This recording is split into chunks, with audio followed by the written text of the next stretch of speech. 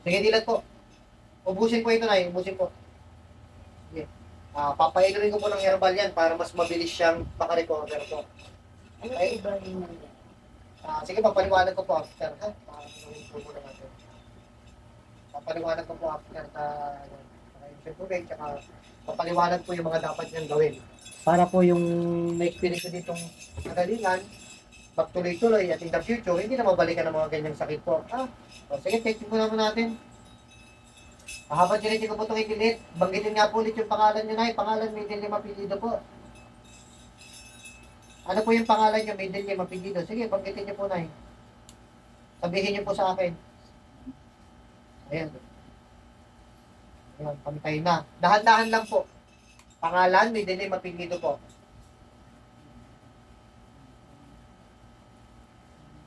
Vanessa, okay, nakakapagsalita na. Noong mga nakarang araw, kahit pilitin mo makapagsalita ka na, hindi ka makapagsalita. Hindi talaga. Tsaka sabi niyo po dati, galing na kayo sa ibang manggagamot po. Wala talaga, hindi makapagsalita pa rin po. wala pong nangyari? Walang nangyari. Opo, inobserbahan namin na kung may magsasalita. Tsaka sa paglalakad niya na iba. Hirap na hirap. Hirap na Okay. hirap. So, ngayon po, since nakaranas po kayo, napantay naman na yan, nung nagamot kayo, yan, nakakapagsalita na po. Opo. No? And then, try nyo nga po, yung tayo kayo na, ano nyo po, kung may pinagbago po na hirap maglakad po, tsaka sa pagtayo, yung paglakad, sige po. Sige po, ilakad nyo po. Kamusta po, gumaan po ba o hindi po? Sabihin niyo po yung totoo na, kung gumaan mo, hindi po, ha? Gumaan, nahihirapan, o ganun pa rin po? Kamusta po? Sabihin niyo po yung totoo na, ha? May pinagbago po ba o wala po? May pinagbago. Si nanay, nakakapag-response na, nagsasalita na. Upo po kayo. So, sabi ni nanay, may pinagbago na po.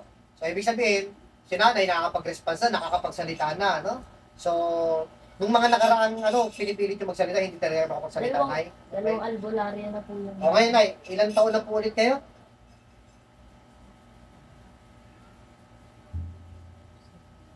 '72. Nakakapag sila.